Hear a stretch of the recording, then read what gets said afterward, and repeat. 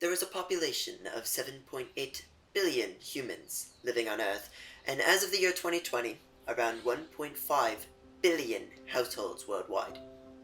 Most of those households own the land around them, which we call our backyards. My name is Noah Horton, the omniscient voice in your head, and I reached out to my family and friends to share their backyards with me. Join me as we explore the suburban backyard.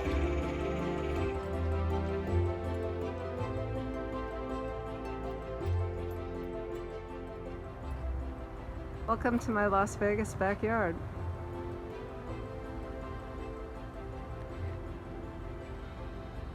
We have palm trees,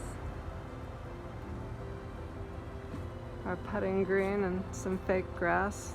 The majority has stones all over it. This was a fountain. We don't have it running, just overgrown with weeds. And we've talked about making this into some kind of garden. We're thinking that the composting soil might work. Then we have our overgrown vines and such over here. So in terms of maintenance, it's pretty low maintenance since we don't have to mow any grass or anything like that.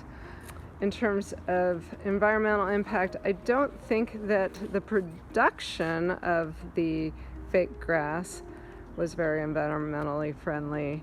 But now once it's here, I don't think it's causing any bad environmental impacts, and certainly all the stones that are on the majority of the footprint of our property are environmentally friendly. We have a drip system for watering of some of the little bushes and the palm trees over here. So here's the receptacle for one of those. That's on a timed system, and the days that you're allowed to water are strictly controlled by Las Vegas. Days depend on time of year. The city of Las Vegas will also pay you to get rid of the grassy areas in your yard. I think it's $3 a square foot. So I'll take you over to the front yard where you can see the small little area that we have here. And we're filling out our application to revamp that and get a tiny bit of money back for doing that. So here I can show you a front page of my application I was just about to fill out over here.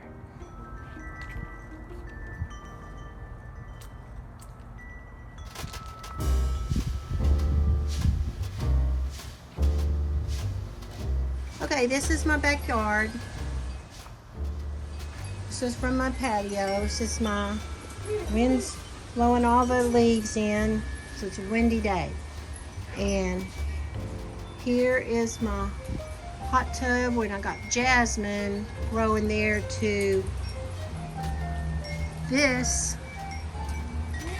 is San Augustine grass in our backyard, and it grows all the time. We have some Seiko palms, and in the February of this year of 2021, we had a horrible freeze here in Texas, and we don't usually get freezes here, but for about a day. But this one lasted a week and lost electricity and everything, and so we lost our Seiko palms and weren't really sure if they were going to come back, but they did. And then over here we have my flower bed back there, and we have a pond right here, and we keep it covered because with this cover over it so that leaves and stuff don't fall in. But the wind's blowing so much today that it's going in here, and we've got some koi. Talk to you later.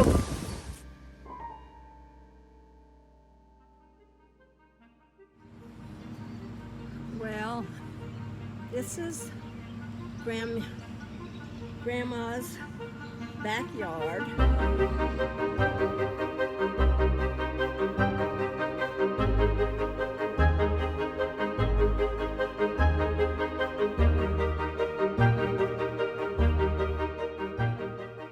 This is the backyard. We couldn't grow any grass back here because there's too many roots from the trees. And so what we did was, it was always muddy. So we put stones in. You can't really tell it, but this used to be the pond.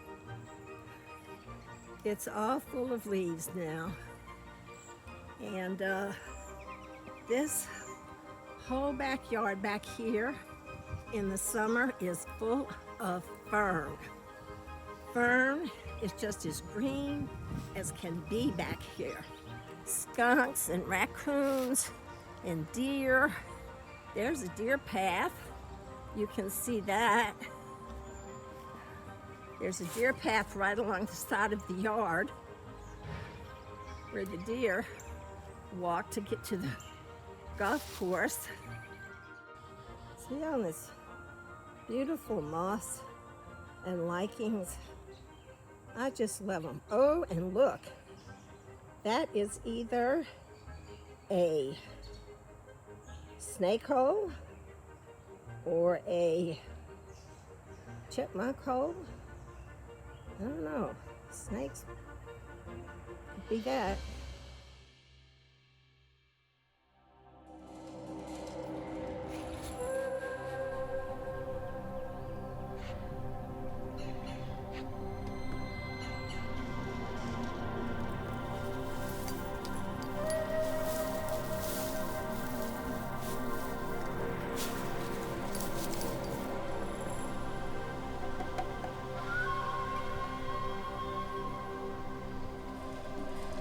And the house from the backyard, with sun rising about 10:30 a.m.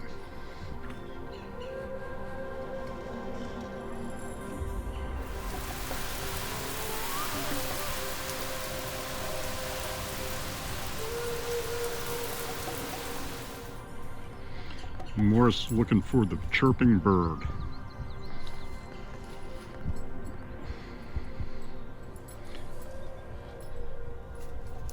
Old stone wall, pre-Revolutionary War era.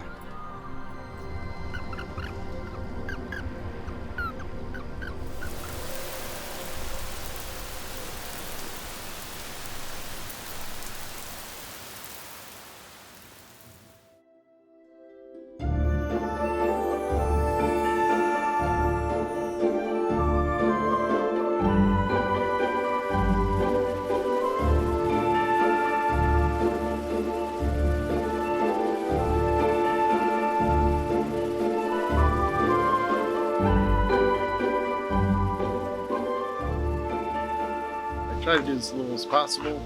Basically, I'm just cutting the grass, raking the leaves, and just picking up debris, lessening the maintenance as much as you possibly can. One of my favorite features of the backyard is the pond. If you leave the pond go, it becomes its own little micro environment that takes care of itself. The only thing I do on that pond is pay for the electric to run the waterfall. It's so eco-friendly that we actually have frogs that found the pond and have called the pond home.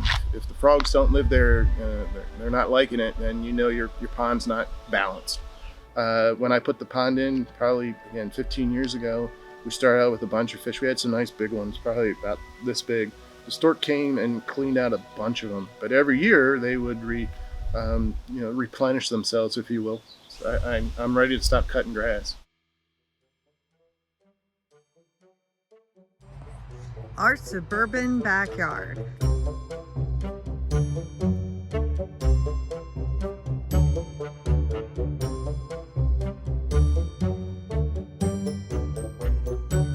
We have 3 weeping cherries. So 1, 2, and 3. The one in the middle was planted in the rain right after we moved in 24 years ago, and then the other 2 were planted several years after that. My yard goes all the way back to the fence, and I have this wonderful stream that runs through it.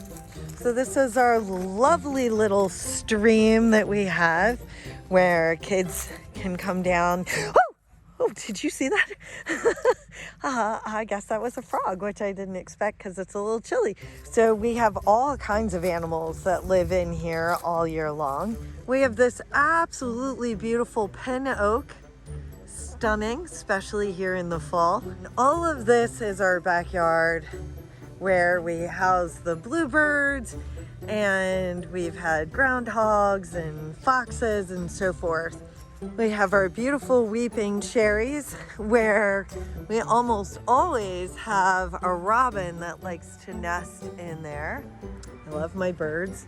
So we always get the bluebirds and the robins. This nice red tree right here is called a sugar maple. That one was planted the same time as this maple. Our backyard, we just hit tree season. We have some stumps. They have some beautiful growth on them. I love how when the stump is sideways, they grow that way. And when the stump is flat, they grow that way, like little flowers. So we have my all the time flowers right here. All right, that's the tour of our suburban backyard. There are around 1.5 billion households worldwide, and we have explored only a minute number of the backyards that they offer. My name is Noah Horton, and those were my family and friends' backyards. Now, the only question is, what will you do for your backyard?